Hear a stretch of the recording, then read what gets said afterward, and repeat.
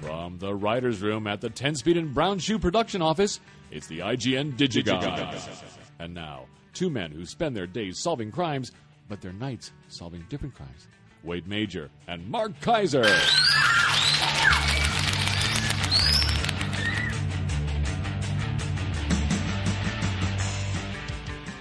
Absolutely one of our more clever listener-supplied intros. Bob, who's that? John Hartzell, Middle Age Riot.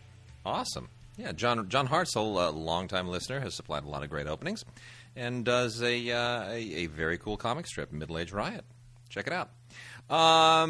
Mark, we voted. The LA Film Critics Association, we have spoken. It's great. We seized, honestly, this is what I love. We truly seized the headlines for about 8 hours. It is true. It was about 8 hours until the New York critics came out. No, even worse than that. Boston. Boston was yeah. the same. The Boston might have been the same day. They were, but we came out first. Because here's the thing: for about 3 hours of that, I have about 3 hours to convince my family that I'm cool. Yeah. So I actually, I went on Facebook, put it out there, called my mother, made sure everyone knew, because for the next 3 hour window, I am influential. And then the Boston critics stole our thunder, and then this morning New York stole theirs. And then with New York, all memories of what we did erased. And then, of course, once the Golden Globes come out in the morning that this podcast goes live, then, everyone forgets everything else. And I have to get up at the crack of dawn, too, because I'm on KPCC to talk about the Globes. Blah, blah, blah, blah. Yeah, you know what I have to do? Sleep late because I'm not on TV like you are. That would be radio. Oh. I'm not going on TV at 5. I'd scare the children. I found it interesting. It was an interesting vote. To give people insight into what it is that we do as members of the LA Film Critics Association. Now Wade is a bitter old journalist who doesn't care anymore. For me, I have to admit that voting day at LAFCA is one of the unique days of my year. I always enjoy it. It is dramatic. Yes. It is fun.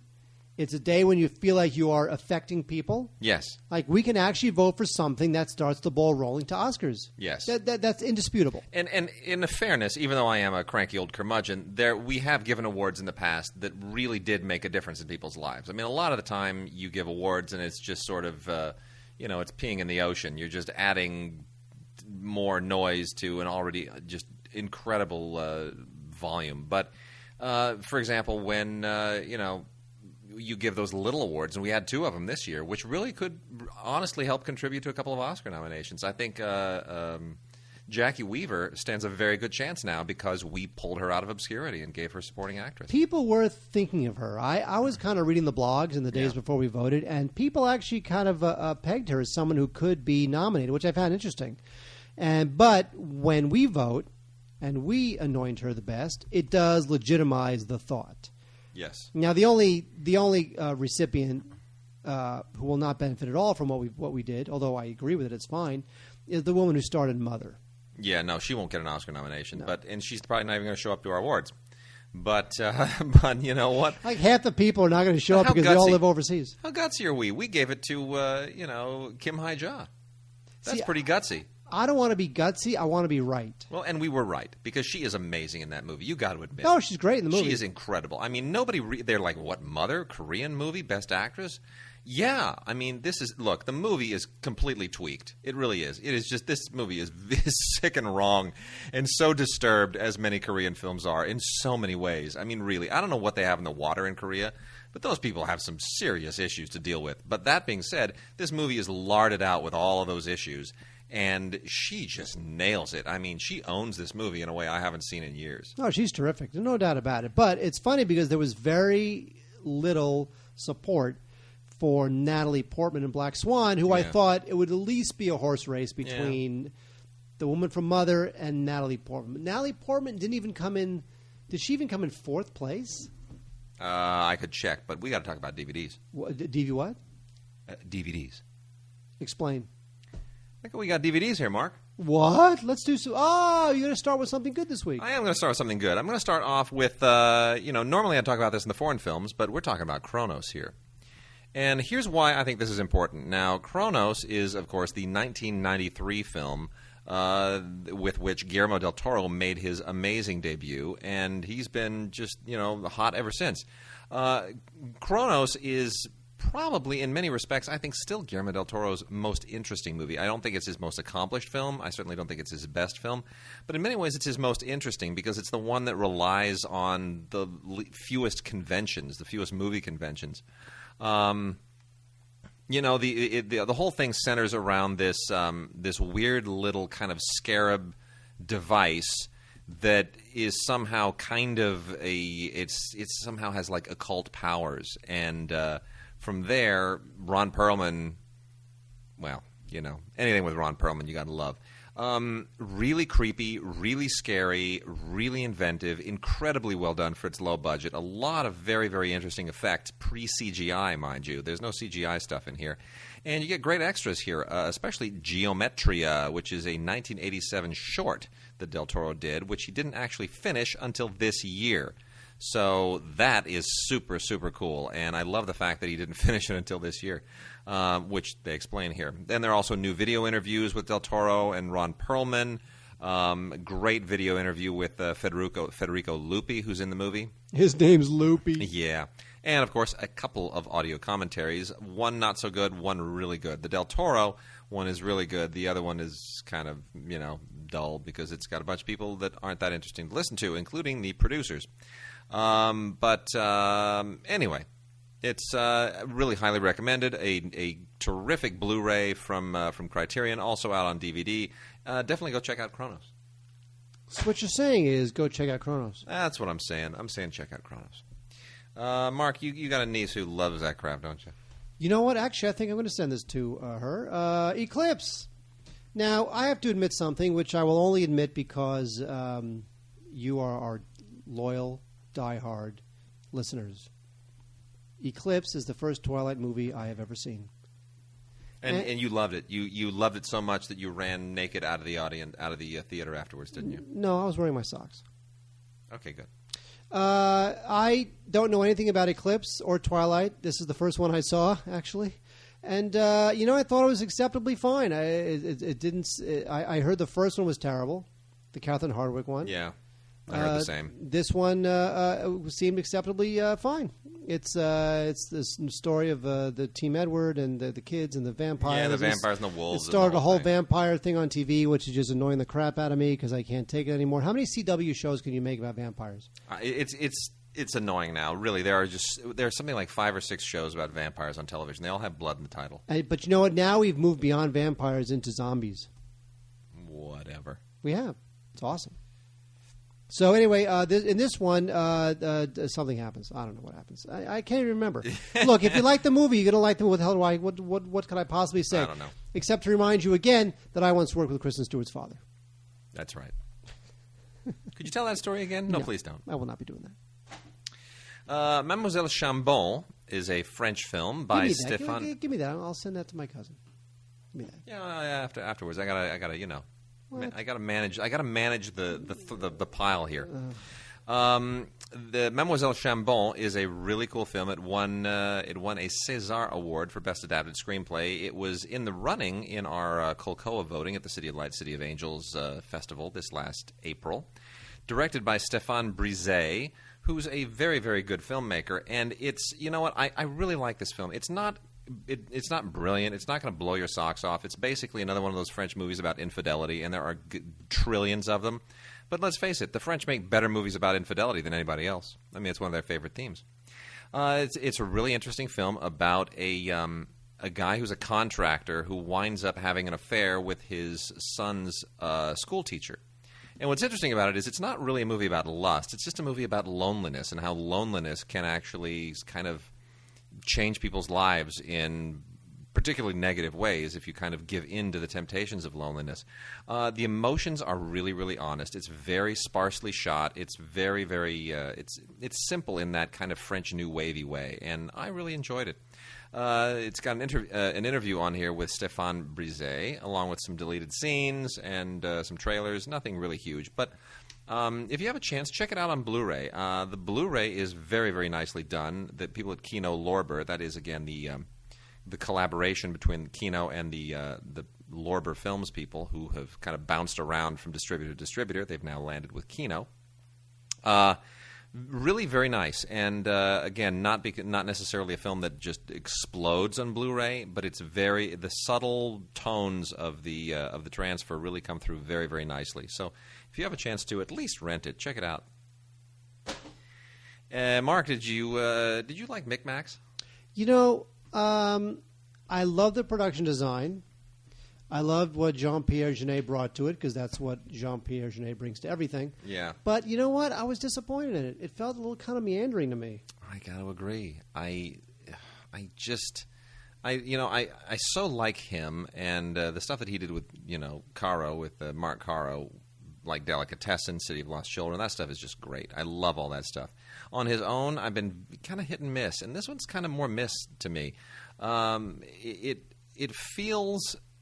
It just feels so forced. The story is basically about a guy who, played by Danny Boone, who, by the way, is a huge, huge star in France. I don't know if anybody here realizes it, but Danny Boone made a movie was a year before last, which opened Kolkoa here, called Welcome to the Ch'ti, Bienvenue chez les Ch'tis, which is the all-time highest-grossing film in the history of France. It blew Titanic out of the water because it is so uproariously funny. But it all depends on knowing this dialect that they speak in the north of France, where they just mispronounce everything. And as a result, if you speak French, the movie is just riotously, gut-bustingly hilarious. If you don't, the subtitles do a pretty good job of translating it, but it doesn't quite work. And Will Smith is going to remake this thing. I don't get it. No, he's not. He is. Will Smith bought the remake rights. Is it going to be somebody from like Louisiana who goes to Maine? I don't know. But anyway, Danny Boone, very funny comic. He stars in this film as a guy who winds up in the middle of a feud between two arms dealers, and this all kind of has to do with a freak accident from some time earlier. I won't give it all away. It's all really revealed at the beginning of the film. It's all kind of, it's like a Rube Goldberg trick, don't you think? The way the film unfolds, those two feuding, with the bullet and the two feuding arms guys, and then all of the machinations that go on to somehow resolve this, and then the misfits who live in the junkyard who become his kind of like rebel army. It's all very odd. Well, for no reason. Well, Jeunet films are all very odd, but this one seems specifically tailored just to be odd for its own sake. Yeah, so Jeunet can present the stuff that he likes to do. Well, there's a decent commentary here, and then thing on the making of the film. It's really gorgeous to look at. I mean, the Blu-ray is spectacular, but the movie didn't do anything for me. A movie that didn't do anything for me, although I think I'm in the minority on this, is Cyrus. Cyrus was written and directed by the Duplass brothers, Jay and Mark. They're the guys who do a lot of these mumblecore films that Wade hates that I actually want to hate. Here's the thing with mumblecore. Henry Jaglom. I want to hate him, and I do hate him. Mumblecore, I want to hate it, but I can't because I wind up liking it. So I hate them all. I know you do. So this is the Duplass brothers' break into the mainstream. This is John C. Reilly, Jonah Hill, Marissa Tomei, and Catherine Keener. It's an interesting setup where Jonah Hill is the son of Marissa Tomei, and they have a very bizarre relationship that might be incestuous, probably isn't, but it does skirt that. And when John C. Reilly starts to date Marissa Tomei, he kind of enters this very strange mother-son relationship. And it's always very off-putting to him. He thinks that Jonah Hill is trying to sabotage Riley's relationship with Tomei. And, the setup is interesting, but you know what? I just felt like the one thing that the Duplass brothers do very well in their mumblecore films is they're very good with character. The characters are rich and consistent and interesting and detailed. But this and is real. not technically a mumblecore film. That's true, but they come from that world. Yeah. And yet somehow they went mainstream, and yet they weren't able to replicate that character specificity that I love from them. It wound up being a little too mainstream for me. But you know what? People liked it, so I'm kind of... Is this even worth it on Blu-ray? I mean, no, just what you're saying, it sounds to me like it's going to look the same. It looked the same. Yeah. Don't worry about it. Speaking of things you shouldn't worry about, Barry Monday. Now, Barry Monday is a movie about a guy who wakes up after a freak accident and his thingy is missing. Really? He doesn't have a thingy anymore. Really? Yeah, he lost his family jewels. Oh, my gosh. And that sounds a little bit like that film that we're going to be doing the audio commentary for Vanguard in January. You know that? we are. Yeah. What are we doing? We're doing Armless. We are. Yeah. Wow. You know about Armless, right? I do not. And we're doing. I better watch this thing. Well, yeah. Well, we haven't gotten that. No, Armless was a big deal at Sundance. It's about a guy who wants to have his arms amputated, and he suffers from what is an actual, real diagnosed illness, affliction, mental illness, which is people who don't feel that they're complete unless they're missing limbs. It's a little like trepanation. Yeah. Where you trepanation, you pretty much feel like you have to mutilate yourself. So Barry's missing his thingy, his junk, his yeah, stuff. it's Patrick Wilson, who's come a long way from the other much better films he did. Stars in this thing with Judy Greer and Chloe Sevigny. It's okay. You know what? It was a little. It had a little bit of an indie blip, a little bit of indie heat in the middle of the year. So some people kind of liked it. I didn't think it was very funny. Special features included deleted scene, a couple of them actually, gag reel, some outtakes, and a commentary with the director and Patrick Wilson and Judy Greer. Barry Monday. I assume not necessarily worth watching on Blu-ray. Correct. Okay. You know what I do recommend on Blu-ray? Star Wars. Nanny McPhee Returns. You love the Nanny McPhee movies. I did. No, well, here's the thing. I was not a fan of the first Nanny McPhee film. I thought it was kind of... Did you like that movie? Yeah, it was meh. Right, it sort of came in. It felt like, okay, that we've had the Harry Potter and we've had the Lord of the Rings and we've had the What's It events with Jim Carrey, the Unfortunate Events thing, and it was like everyone was trying to do they were all looking for the next kiddie fantasy thing that had some kind of a British tone to it. Like what's the next Mary Poppins thing? And somehow somebody said, oh, Nanny McPhee. Let's do Nanny McPhee, which is based on another character. I don't. It's like it's not called Nanny McPhee. Brain is freezing on me here, but it's a series of books that are basically about this character, and they went and got Emma Thompson to write the screenplay and play the character, and it's sort of she comes into the lives of these children and has to. Colin Firth was in the first film, and she has to, they have to behave and do the right things, and she slowly gets less and less ugly as they learn their life lessons, and then she leaves when they no longer need her, but they want her. That's the thing. When you want me, when you don't want me, I'll be there. When you need me, I'll be there. When you want me, I'll leave, or whatever it is. Anyway, That's her little thing. Yeah, it's like when you need me, I come. When you want me, I leave. So it's the difference between being wanted and being needed. Yes, exactly. Wouldn't you rather be wanted? I don't know. Anyway, that's what Nanny does. She's like Mary Poppins with warts. So anyway, the first film, not a huge fan of. The second film, Nanny McPhee Returns, where there's a whole different family. Maggie Gyllenhaal sporting an amazing British accent. Can I say amazing British accent? Maggie Gyllenhaal nails this. Like, she makes Gwyneth Paltrow look ridiculous. How about Madonna? Madonna has a British accent. Yeah, that's kind of an affection. Anyway, affectation. No, Maggie Gyllenhaal nails it here, and she's, the husband's away at war, and she's going to lose the farm unless she can somehow, pull it together, and the kids, they need help, and oh my gosh, and she's got this, horrible brother-in-law who's not necessarily on her side, and Nanny McPhee comes to the rescue. Now, look, you can tell from the cover, the box art and the one-sheet art, they're completely trying to channel Mary Poppins and Chitty Chitty Bang Bang. But it's really actually very fun, and the World War II backdrop is what gives it that extra punch. I thought this was very fun, much better than the first film. Don't look at it on DVD. The director, Susanna White, who comes out of British television, does a great job and does a great commentary, but there are extras on the Blu-ray that I actually really think are pretty awesome. One of which is that for a limited time, you can stream a bonus movie to your television. Now, I wasn't able to figure out how to do that, but I think it's kind of cool that they actually did include that. In addition to all of the BD Live nonsense that's just completely useless. But, you get basically a second movie in streaming if you get the Blu-ray. So that's worth the Blu-ray, I think. You know what? People love the Nanny McPhees. They may even make a third. You think? Why not? Well, anyway. Mother and Child is one of my favorite films of the year. I love this movie. I cannot say enough about this movie. This is one of those kind of multi-threaded, multiple stories all interlaced together. So it should come as no surprise that the executive producer is Alejandro González Iñárritu, who previously did Babel and Amores Perros, and that's his thing.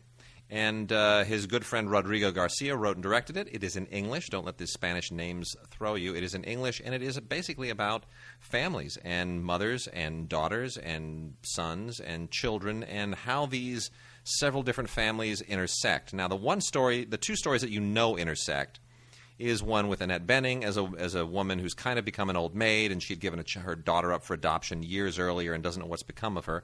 And Naomi Watts, in another story, is that daughter who doesn't know anything about her mother, but she's become kind of a coarse, ruthless attorney on her own. You think you know how those two stories are going to intersect, but you don't. It is touching, it is powerful, it is beautiful, and it is really great on Blu-ray. Annette Bening, best performance of her career. I'm going to go ahead and say it. What the? Absolutely. Samuel L. Jackson, uncharacteristically tame. And Naomi Watts, excellent. Kerry Washington is a revelation here, but Jimmy Smits, doggone it, good actor. Yeah. He really is. You know what? He's done so much crap TV, you forget how good he can be. Well, I saw Jimmy Smits on Broadway in God of Carnage, and he was one of the reasons why I didn't want to see God of Carnage, because he was not in the original Broadway cast.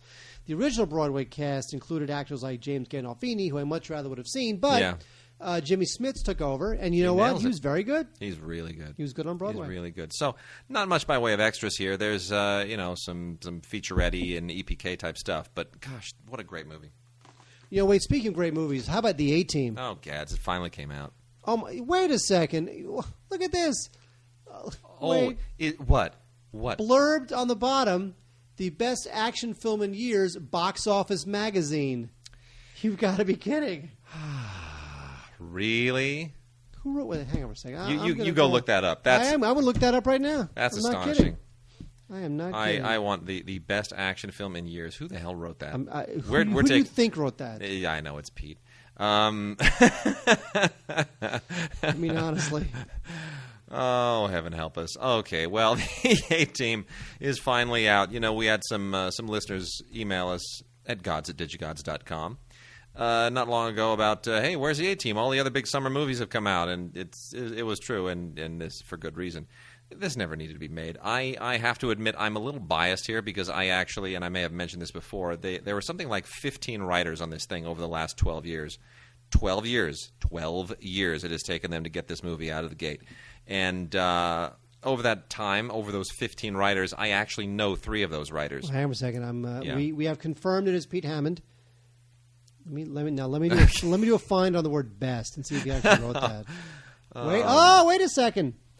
What does he say? The A-Team provides action fans with a great excuse to hit the theaters. In fact, director Joe Carnahan has crafted just about the best action film in years, says Pete Hammond. Wow. There it is.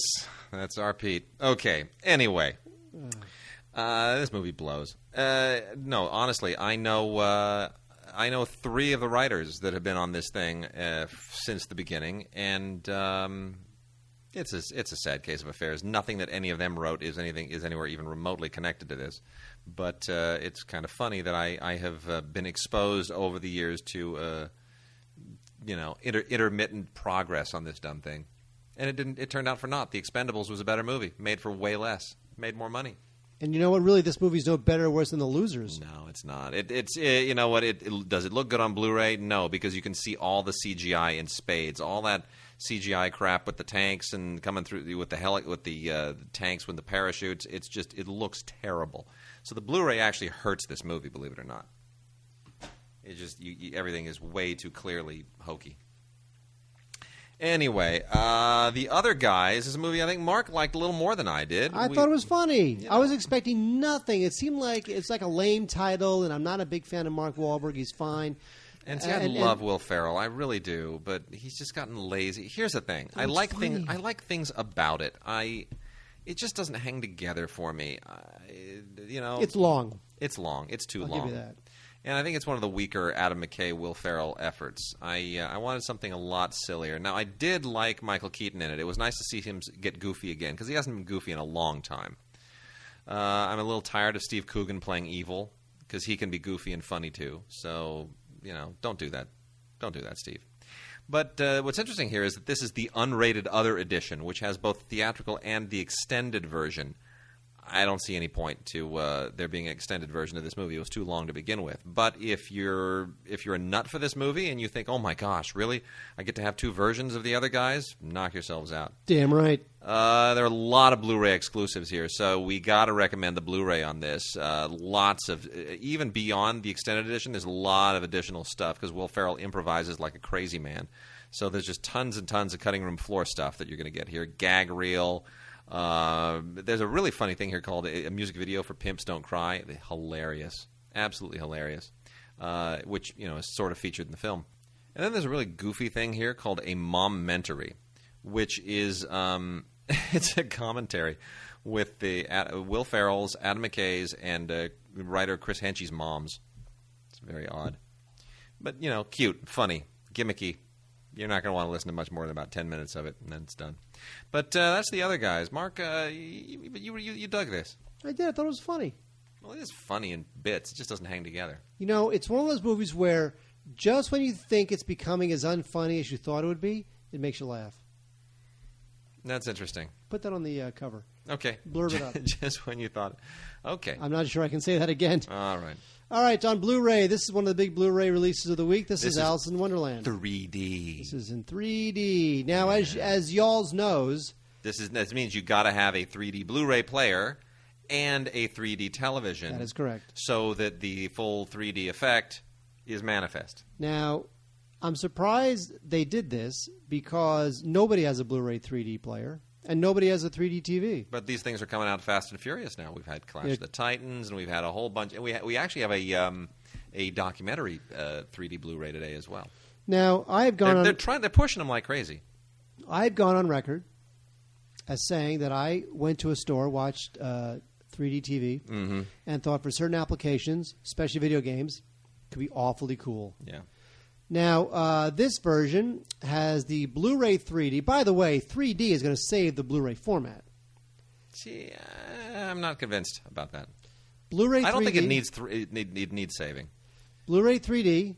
Yeah. Regular Blu-ray, DVD, digital copy. All 4 on this combo pack. Here's the problem. I don't like this movie. And I decided I don't like many Tim Burton movies. And I don't like this movie because a couple issues. One is that it although I like the setup with Mia Wasikowska as Alice. Yeah. Once they get into Wonderland, it's all about the only thing Tim Burton cares about, which is the production design.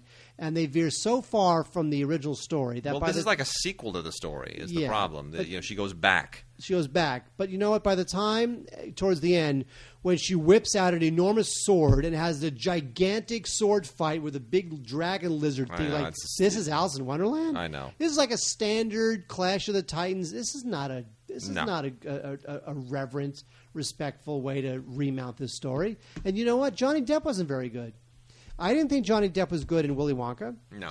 And his character is ill-conceived here. He's just a guy that says weird things. I don't know what his deal is. I don't either. Don't get it. Well, as long as we're on the subject, we have another 4-format release this week. Blu-ray 3D, Blu-ray, DVD, digital copy, also with a lenticular cover. Did we mention that Alice in Wonderland has a lenticular cover?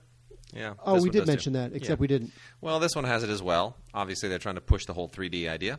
This is, okay, take a deep breath, Legend of the Guardians, the Owls of Ga'Hoole. Now, the main reason that I hate this movie is because it's directed by Zack Snyder, and I think Zack Snyder blows as a director. I just don't like his movies. He's going to direct Superman. You're going to be the first in line to see it. You know, all of his movies, he has one gimmick, which is things go fast, and then they go slow, then they go fast again. That's it. That's it. That's all he does. It really is. That's all he does. It really is true. It's like you punch somebody, and then they slow down as they go crashing through the window. Yeah, but and then it speeds up again. No, Lex Luthor is going to throw a punch to Superman, and it's going to be a fast punch. And then when it hits Superman's cheek, it'll be slow. You see the skin rippling, and then it speeds up again. That's right. So it'll boring. Be 2 hours of that. Oh, God help us all. Okay, anyway, here are the problems that I have with Legend of the Guardians, the Owls of Ga'Hoole in 3D or not in 3D. This movie is just...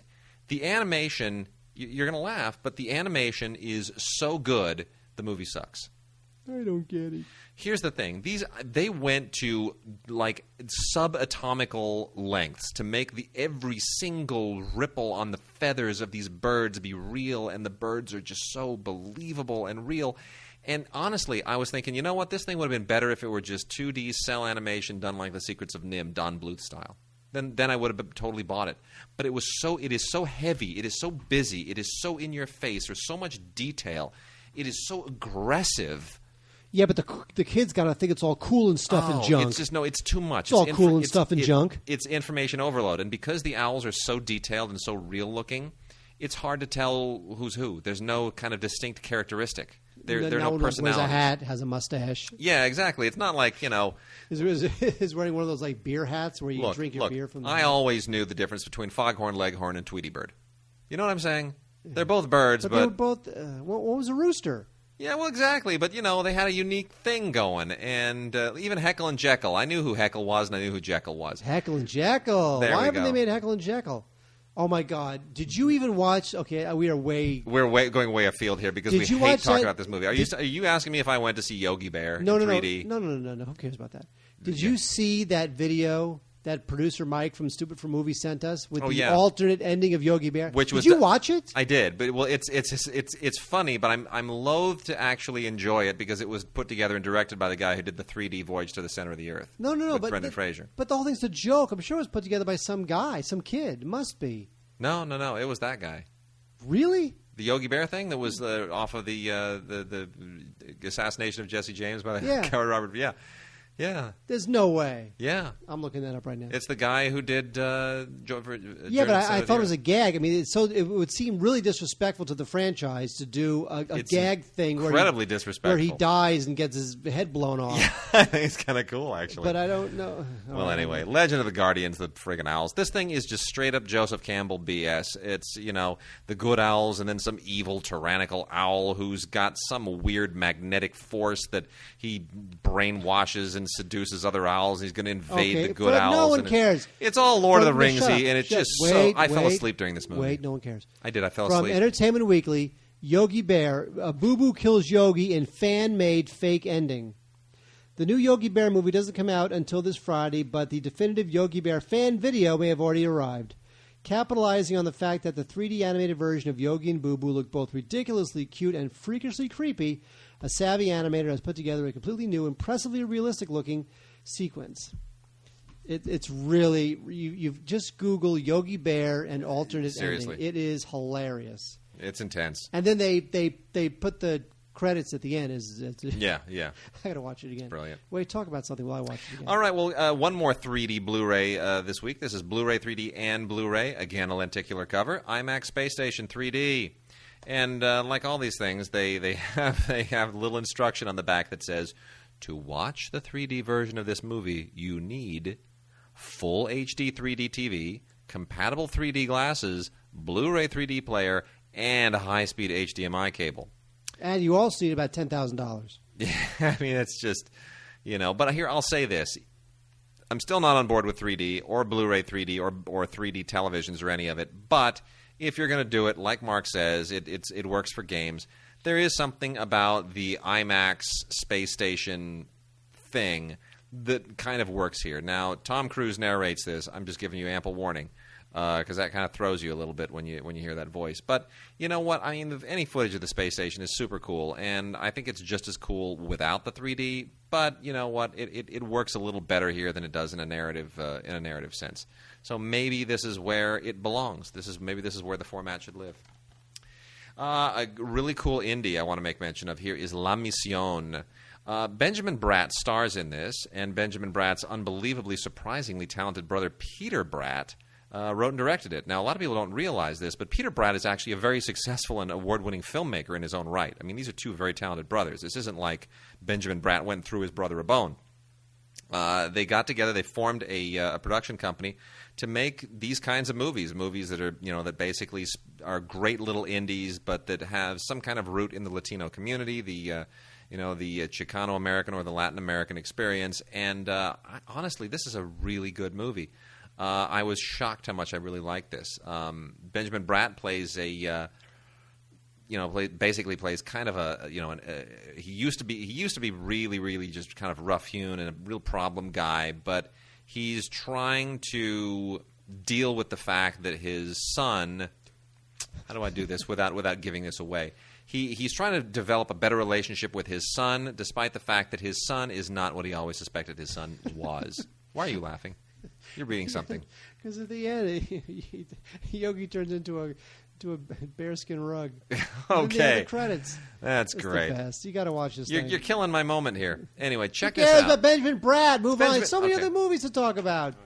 Benjamin Bratt's brother's name, Peter. Guys, really tell. Let's talk 10 more minutes. Inception's out this week, but there was a screw up over at Warner, and they didn't get us the Blu-ray, the big whiz bang swanky Blu-ray. So I had the Blu-ray of Inception. I did. I took some DVDs. All the LA Film Critic Association DVDs. Oh, sweet. I took it back to Amoeba. Oh yeah, a record store that sells back and you went, DVDs. And you went and got it. I bought. Okay. I bought, which I didn't have yet, the Blu-ray of the Back to the Future trilogy, and I bought the Blu-ray to Inception. And the Inception Blu-ray looks fantastic. It's got the movie on one disc, and it's got the supplements on the other disc. So the sound is great. The picture is gorgeous. The movie actually rewarded me watching it twice.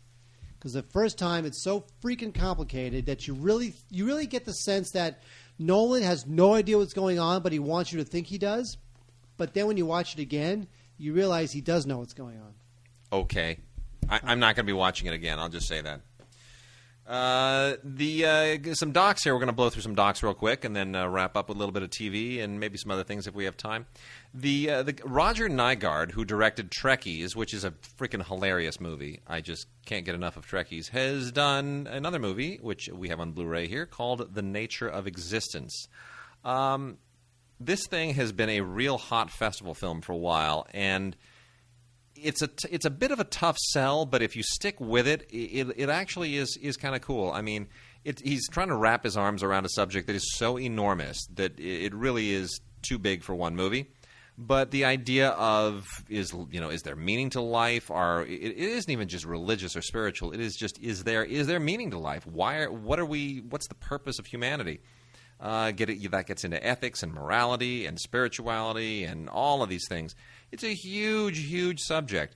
And you get atheists and believers and secularists, and all these people are just really weighing in on this. And this is a giant, giant subject. But it's done very, very nicely. And full disclosure, the co-editor, co-producer of this film is a good friend of ours.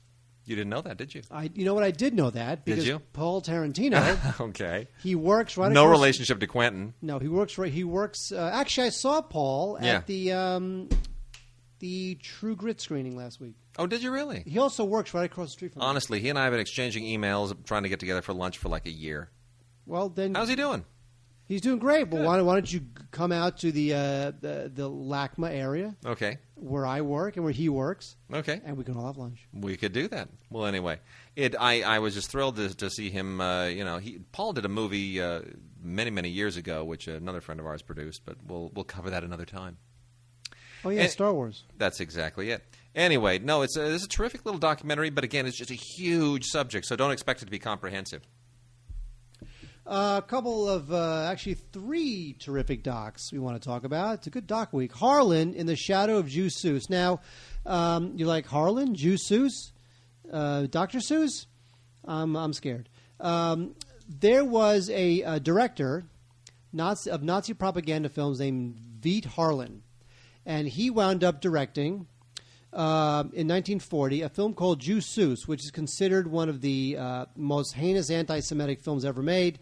But he was like a legitimate filmmaker. He was a legitimate filmmaker. He was a real legitimate German filmmaker, and he kind of destroyed his legitimacy by becoming a pawn in the Nazi propaganda machine. Well, it's funny because him and his family, he and members of his family tried to claim that Harlan didn't want to make this horrible anti-Semitic film, but he had to because he was forced to, where his family, and part of the film you realize his family they admit he was anti-Semitic. Yeah. You know, and what's interesting about the movie is that it is not only about the making of Jesus and also about Veet Harlan, but it's also how the legacy of... What are you laughing at? I'm laughing because you're going to connect the dots now in the way where we all do when we watch this film, because you and I didn't... I don't think we knew this watching it, and you go, wait a minute, what? Huh? Where's this going? And then there's that connection. Well, first of all, it's all about the sons and the daughters and the grandparents, the and extended family, and they all have to live with this horrible knowledge of what their father did. And they don't all agree on it. No, they don't. And he had a lot. I mean, it's an extended family from several different marriages, and some kids are French, and some are Spanish, and some are German. And, it's sort of like, so his extended family tree is threaded all through Europe now. Right now. What we're talking about, what made Wade laugh, is that Veet Harlan's niece is Christiane Harlan. Christiane Harlan would go on to marry Stanley Kubrick. And Christiane's brother is Jan Harlan, who executive produced most of Stanley's great films from the 70s on. Now, in the movie, they interview Christiane, who relates and Christiane relates her husband's thoughts on marrying into such a notorious family. And who, of course, Kubrick was a Jew. We have to remember this. And so there are Jewish strains in the Harlan family to begin with, which is interesting when someone points that out. Well, they also say Hitler was Jewish. Yeah, well. But anyway, this is a terrific film. It's really terrific. Really, really good movie. You got to check it out. It's a fascinating... This didn't get any love from the group on Sunday, did it? Nobody talked about Harlan. No, I think it came out too early in the year. Yeah, probably. I don't know why. I should have given it a point or two. Darn it. What's wrong with you? I don't know. I'm an idiot. I'm trying to help you out. Okay. All right, now these next two documentaries are terrific. The next one is called I Knew It Was You, Rediscovering John Cazale. Now, the thing with John Cazale... Who was an amazing actor, and... he was great. John Cazale did 7 films, then he died of cancer. Yeah. Okay, here are 5 of the 7 films. Yeah. You ready? Yeah. The Godfather. Yeah. The Conversation. Yeah. Godfather 2. Dog Day Afternoon. Deer Hunter. Everyone a classic. Unbelievable. Everyone. And It's the thing is incredible. that he was the guy. I know. That all those 70s actors like De Niro, Meryl Streep, who he had a relationship with, all those 70s guys who we love today and revere today, they all pegged him, John Cazale, as being the best of them all. Yeah. The best of them all. And then he does 7 films or 7 acting roles and then dies. So sad. And this documentary, I Knew It Was You, is all about John Cazale, and it's a terrific documentary. There's a special features. There's an extended interview with Al Pacino. They all appear in this thing. Yeah, everybody who loved him appears in this thing, including Meryl Streep. If you watch his performances, you realize what acting was all about in the 70s. It was about nuance and restraint and understatement and just like those powerful, quiet moments. He's just so awesome in all those movies. It's so sad. Yep, rent it. Oh man. Wade and I really enjoy the output of Oscilloscope. Yeah, and this is a company. The company, not only do they have the economically friendly package, or environmentally friendly packaging, but they come out with good stuff, including not only I Knew It Was You, but also one of the best documentaries of last year, Exit Through the Gift Shop. Exit Through the Gift Shop starts as one film and then becomes another film. Both films are very interesting, which is it's all about these underground graffiti vandals. Now, nobody hates graffiti vandals and nobody hates tagging more than I do. I think they should be given the death penalty. Yeah. All those taggers that go up on the freeway signs and paint. But this is so interesting. This is about a guy who was obsessed with shooting, with camcordering everything. He would record his kids. He would record his family. He'd record everything. Everything he did, this guy recorded. And then he winds up running into one of these famous graffiti bombers and winds up taping him all night. He'd go out with this guy, and he would tape him while he climbed up 10 stories onto a billboard to spray his graffiti tag. So all this video this guy got of this tagger, and through meeting this tagger, the guy not only starts to meet other more famous taggers, including Banksy, who directs this film, but this guy, this videographer who was obsessed with filming things, winds up becoming an artist himself. That's pretty awesome. And it was a really interesting documentary called Exit Through the Gift Shop, one of the best of last year. It's not one of those documentaries about. It was a big sale at Sundance, and it got a lot of love in the room on Sunday. It did. You know what? It's not a documentary about sheep herders. It's a documentary about cool people who do things that I hate, but people consider it cool. Well, another documentary that got a little bit of love in the room on Sunday is Restrepo, which is this is I know a lot of people are suffering from sort of Iraq and Afghanistan war documentary overload. Enough already, but honestly, this was one you really should check out. This is not like any of those other documentaries. There are no interviews. There's sort of no politics about it. It's a fly-on-the-wall kind of documentary, very kind of, it's cinema verite. I hate using that phrase. It's so pretentious, film school. Well, you're a pretentious film school. I know, but anyway, the idea, this takes place in the Korangal Valley in Afghanistan, and it's just sitting there with this 15-man platoon in this remote, unbelievably out in the middle of nowhere region, and just this is what it's like. Here you are now among them. And it's very, very detached. It's a really, really interesting film. Definitely worth checking out. A lot of extras on here. Don't look at the extras until you've seen the film, please. I know a lot of you do that. You turn it on, you start watching the extra features before you even watch the movie. It'll kill it if you do that. And this is another feather in the hat for National Geographic Entertainment. They are really starting to do some very, very interesting stuff. And by the way, this won the documentary prize this last year at Sundance. It's very good. Restrepo's very good. When I saw it, I saw a screening of that with a couple of the guys who appear in the film. Yeah, and they spoke afterwards. It's very emotional. Yeah, it's a good solid film. Best worst movie is the true story behind what many people consider the worst film ever made, Troll 2.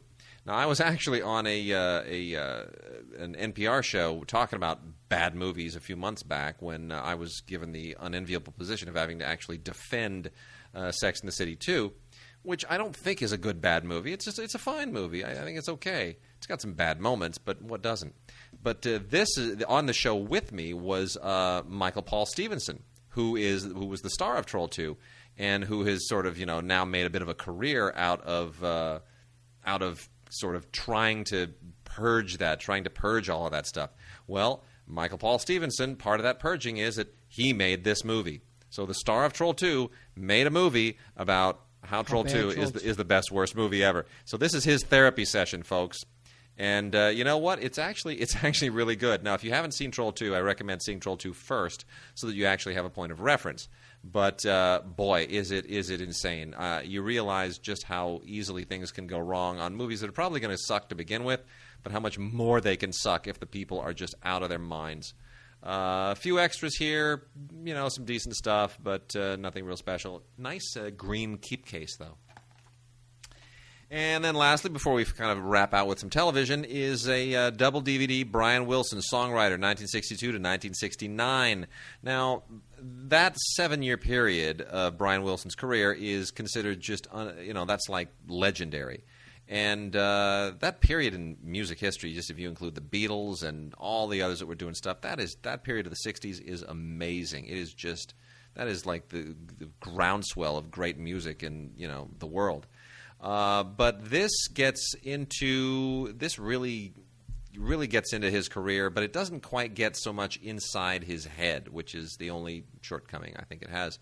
But a lot of great, live recordings here, some studio recordings, a lot of great interview footage and behind-the-scenes footage. This is, it's very comprehensive. I just wish it kind of got into why he's so crazy, because you realize Brian Wilson is out of his mind now. He's been out of his mind for years. Have you seen any of his live performances? Every once in a while he shows up on The Tonight Show. Oh my gosh, it's like he can't sing anymore. Well, he's got an unbelievable set of musicians backing him up, and then he gets out there and he is off tune. He's out of key. It's embarrassing. He is diagnosed as being a sick man. Yeah, but again, sometimes that's what geniuses are. They're just twisted, sick men. All right. Well, why are you handing me this? Oh no, I meant to hand you this. Sorry. Bonanza Volume 1. Move on. I'm the Bonanza person. Sorry. No, this is the second season of Bonanza Volume 1. We hate that. Please put it all out in one volume, for crying out loud, would you? 5 discs here. Now, this is back when they were doing, about 30-some-odd episodes a season. You get 18 of those episodes in this Volume 1 of Season 2. This is one of those seasons before Pernell Roberts lost his mind and walked off the show. Now, if you don't know that story, Google it. It's Pernell Roberts, who actually used to live literally 1 block from me. No, about 2 blocks. Pernell Roberts, Dan Blocker actually as well, come to think of it. Pernell Roberts and Dan Blocker. Yawn. I lived at the Ponderosa. I used to eat at a restaurant called the Ponderosa. This is the story of my life. No. This is a great show, one of the all-time great television series ever. Unbelievably highly rated in its day because there was nothing else for people to do at the time and nothing else for them to watch. But and a terrific cast, a legendary cast. But it's got Pernell Roberts in it, so yeah, this is one of the rare seasons where you actually get to enjoy them before they became an unhappy family behind the scenes. SpongeBob. You love this crap. Season 6, Volume 2, 23 episodes. That's it, honestly. What more can I say? It's got SpongeBob. He's in the ocean. Jesus Christ, enough already. Here are some of the episodes. What, are you going to read the names? Overbooked. No, I could do that. Okay. Here's some of the episodes. We gotta move along. Debbie Does Dallas. Behind the green door. Speaking of great television westerns, Gunsmoke, the 4th season, Volume 2. Still doing that double volume stuff, are you, Paramount? Stop it. Paramount and CBS. They got to stop it. I wish they'd listen to us. Anyway, all right, here we go. Matt Dillon, James Arness, 20 episodes. What can you say? Amanda Blake is really cool. Dennis Weaver is, he's Dennis Weavery. He's still trucking around in some weird car, some eco car. Dennis Weaver? Yeah. How old is Dennis Weaver? He's like 80-something. Here, I'm going to digress because I don't want to talk about Gunsmoke. Dennis Weaver hang on. Dennis Weaver was born, no, he died in 2006. Did he? Yep. See, I missed that. Okay. My apologies. Gosh, no wonder I haven't gotten any press releases from Julian Myers. Yeah. He was like Julian Myers' last client. Is that right? Yeah, and Julian Myers is about 90 now. He still works, still runs marathons. I see him at... He does run marathons. Julian Myers, the publicist? At 90 years old. Yes, he does. I'm going to to Google Julian Myers marathon. Yes, do it. And let me tell you something. He goes to the Anchorage Marathon every year. He always wins it because there's no one else in his age group. And this is how I know. Look, we know Julian well. He helped us out on Schlock, and he was Sam Arkoff's publicist, and he was sitting there and nodding off in the corner while we were interviewing Sam. Here's the thing about Julian Myers. I run the 5K race in Pacific Palisades every year on the 4th of July, as do about 1,000 other people. And it's a 5K and a 10K. Every single year. Do you know who I see there? I see 2 faces. I see 3. I see the hairy guy, who's this guy who always gets a better time than I do, who's probably 10 years older, and he's got a horrible body and more body hair than a grizzly bear. It's disgusting, but he's a good runner. Then I also see Julian Myers.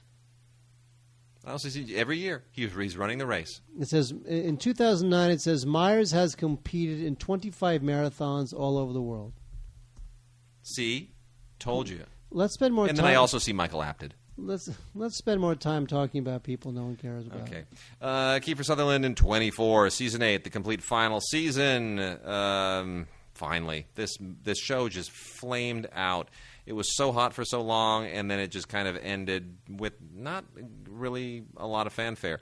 Anyway, 24 episodes, and there they are. You get some little extended segments on these episodes, and look, the show freaking ends. I mean, what am I going to tell you? If you need me to recommend this and you already have everything through season 7, something's wrong. Myers was the winner of the Las Vegas Marathon for his age group last year. Because he was the only one. He's probably the only one. It probably took him 6 days. He took a cab at the end. Yeah, well, he's come on, he's Julian Myers. He's a legend. Okay, Hawaii Five-0, the 10th season. This is actually a really good season. 10th season comes with absolutely no extras whatsoever, but at least you get the entire 10th season. Thank goodness. 24 episodes. And TV was good back in the 70s. This is right near the end of the decade, 77, 78, post-bicentennial. And this is right before the show kind of started to disintegrate, when they started to bring on a lot of these ringers to round out the cast. The last couple of seasons weren't so hot, but the 10th season is still really, really good. Still very much in the vein the show was always created, so I recommend that. And Dragnet, 1969 4-DVD set, all 27 original episodes of Season 3 of Dragnet. This includes a rare bonus episode from The Big Smoke. No, wait. It includes the rare bonus episode called The Big Smoke, which obviously I didn't see, because that's why I read it wrong. Anyway, this is Dragnet. This is based on the radio show, and, it's... Jack Webb, baby. Look, without this show, there wouldn't be Adam 12, there wouldn't be Emergency. Jack Webb. There wouldn't be Ice Cream. Really. I'm not sure how you make that connection, but thank you. This is 4 DVDs, and, pretty cool. Jack Webb. Good job. He's a dude. He's my man. You know what I like, Mark? Last week we talked about on the Christmas and Holiday Gift Guide show. We talked about Gerry Anderson's Space 1999. You know what I'd never heard of before? That I never realized. I thought I knew Space 1998. I thought I knew every show that he had ever created. I had never heard of this freaking show. I had never heard of this show. Space Precinct 2040. Is that Gerry Anderson? Yes. Sounds like a dud. Have you ever heard of this? No. I haven't either. It's bizarre. I've never heard of this. Anyway, it's like 18 hours worth of this thing, and I never. That was back in the day where you'd put like the word space in front of anything and it would sound futuristic. Yeah, I know. Like Space Car 63. Or Star Command, Jason of Star Command. Space Academy. Remember Space Academy? Yes. Oh my gosh, Space Academy Saturday mornings. It was so cool. Space Precinct. Yeah, right. Space Hospital. Mom, I'm going off to space college now. Don't forget to dress warm and don't get too drunk when you join a space fraternity. Oh, my gosh. It's so like bizarre. The Jetsons. They put the word space in front of everything. This is just so bizarre. I've just never heard of this I'm going to join show. the space football team. Okay, go get yourself a space burger for dinner. Well, anyway, this is not as good as Space 1999. Not nearly as good as any of his Super Marionation stuff. Not as good as UFO. It actually kind of sucks, to be honest. This is about this is kind of, it's sort of almost like Night Stalker, like Night Stalker crossed with the Alien. What's the thing with Mandy Patinkin, the movie? Oh, Alienation. Alienation that became that horrible television series. Yeah. Anyway, it takes place in the year 2040, which isn't so far off anymore, and it's a couple of cops who are fighting alien criminals, basically. I mean, in a way, I guess you could say it's more like Men in Black. Anyway, no, this is really not very good. I'm very disappointed. But if you are a crazy fan of Gerry Anderson and he can do no wrong in your eyes, then by all means, check it out. Last couple of this show just flew by. Last couple of titles we're going to give mention to is the official 3rd season of The Lucy Show, which is not as good as I Love Lucy, but it has its moments, and it has a certain following, and it's in color, and I guess that's worth something. This is from the 1964-1965 season, and, it's got a lot of great guest stars, I gotta say. And it's got some interesting extras. A little documentary here, Lucy at the World's Fair, that's pretty good, and some cast commercials and vintage closings and openings, which are kind of neat, so... Oh, yes, we forgot to talk about that. By all means, Mark. Oh, do the next one, then we'll do... And then the last one is Boy Meets World, the complete 4th season. Can't believe that one slipped through the cracks. We're just trying to catch up after the holidays. You're a big jerk. I am. Boy Meets World, complete 4th season. Cute kids, not a very good show. No extras. All right, go. Videodrome is out on Criterion. This is the 1983 film directed by David Cronenberg. It stars... James Woods and Deborah Harry. There's a small cable station and there's a signal that sort of triggers extreme violence, and the signal causes damage to the brain. Don't try to figure it out. It's freaky and it's very weird. surreal. It's very surreal, and it's Cronenberg basically taking what would otherwise be exploitation horror and turning it into some kind of a weird art film. That is true. That is true. I mean, it got a Criterion release, for crying out loud. It really did. It's good. It is good. It didn't do very well initially, but it became kind of a cult hit. And the music was composed by David Cronenberg's close friend, Howard Shore. Oh, that's right. Who wound up winning many an Oscar nomination. This is a good-looking Blu-ray. There's 2 audio commentaries, one featuring Cronenberg and the other featuring James Woods, which is great. There's a short film from Cronenberg from 2000 called Camera, which is kind of interesting. And there's a roundtable discussion from 1982 featuring Cronenberg, John Carpenter, John Landis, and Mick Garris. That is good times. Oh, that is great. That's killer. Well, that's it. That'll do it for the show for us. Check us out at digigods.com, stupidformovies.com. Check out the Facebook pages associated with each. Email us at gods@digigods.com. Next week, we'll be talking about some Golden Globes, but check us out definitely this week on Stupid for Movies, Thursday, 8 p.m. live Pacific Time, stupidformovies.com. See you next week. Booyah! Booyah!